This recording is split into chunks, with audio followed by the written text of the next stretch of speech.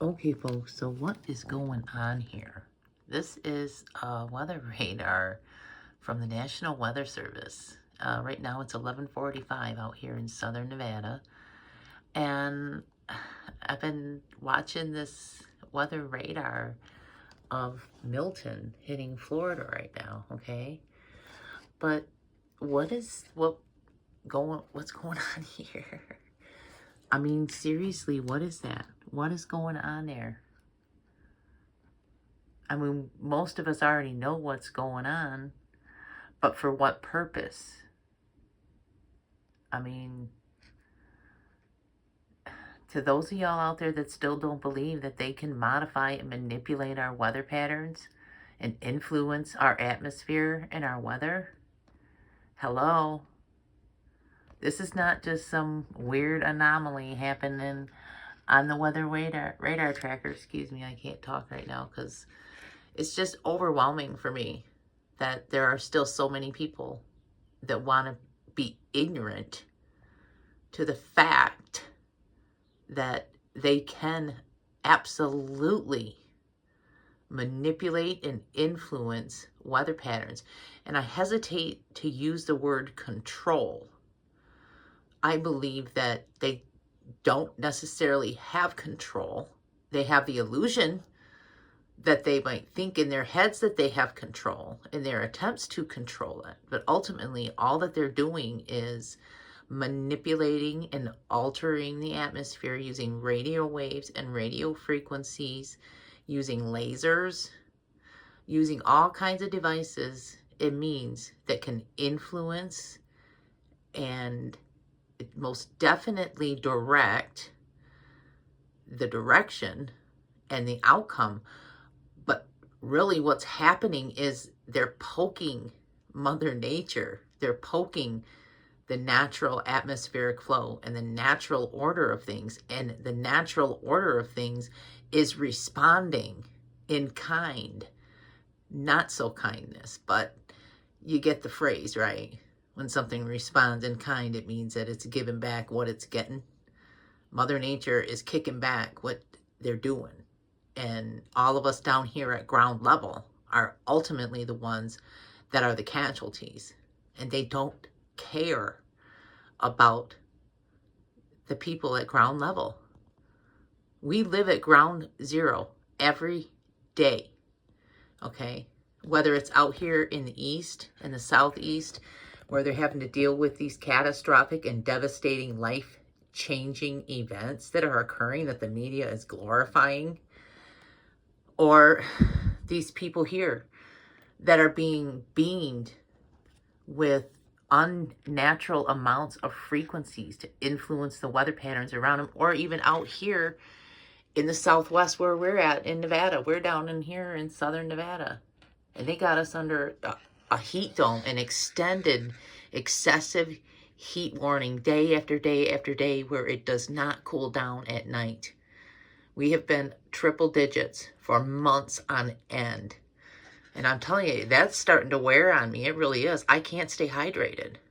I'm, getting microwaved every day and then having to deal with living in an air-conditioned environment for such a prolonged period of time. It is dehydrating me on a level like I can't even keep up with.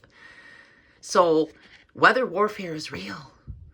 They are absolutely using what they call their scientific research project. They label it and they put it underneath science research. So if you stand against it, then you must stand against science. And you know what? This is not science.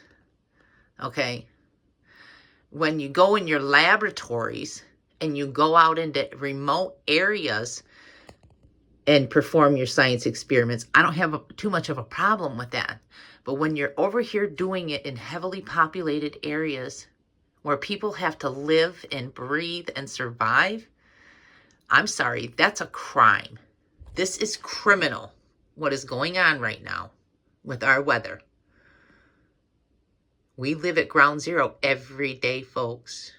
And again, this is live. This is going on, happening right now. We're right there. They are absolutely using radar frequencies and those little bubble radars to influence and create whatever situation is going on down there at ground level there. But this is absolutely being influenced as well. So, yeah, to those of you out there that just refuse to believe that they can and they do absolutely influence our atmospheric rivers and our atmosphere to the extent that they can influence our local weather patterns and what we experience at ground level, you truly need to wake the hell up, because it is your ignorance and your puppetry where you go around parroting their narratives about 1,000-year storms and stuff. Bullshit. I call bullshit. Kiss my ass on that one. And how convenient. There's no one around from 1,000 years ago to attest to it, right? But you got to believe the science, right? Well, here's the thing, folks. Science very strongly suggests and supports the theory and the narrative that's going around with a lot of people now that, you know, they absolutely can influence and manipulate our weather patterns.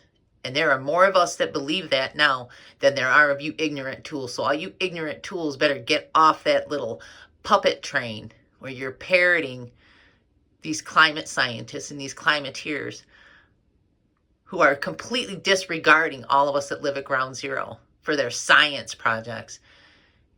You better get off their puppet train. Okay? Get on board the truth and the facts. They absolutely are influencing our weather patterns. And it's not just here in the U.S., it's all over the world from what I see. So, just ridiculous what people are having to go through. All in the name of science, right? No, I'm willing to bet there's some very valuable resources in a lot of these areas. In fact, I know that there is. So there's your motive right there. You can't have people populating an area that's rich in resources. Especially if you're mining lithium, because do some research on that, folks. Mining lithium isn't just some kind of an easy task. There's our major hazards and detrimental effects to our environment when they start mining all of these things heavily. So, just saying, do we really need it? Is it worth lives lost?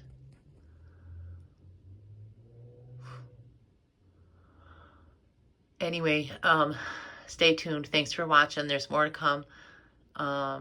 They're still planning on imploding the Tropicana Towers early in the morning Wednesday, so I'm going to try to live stream from the roof. Hopefully it works out.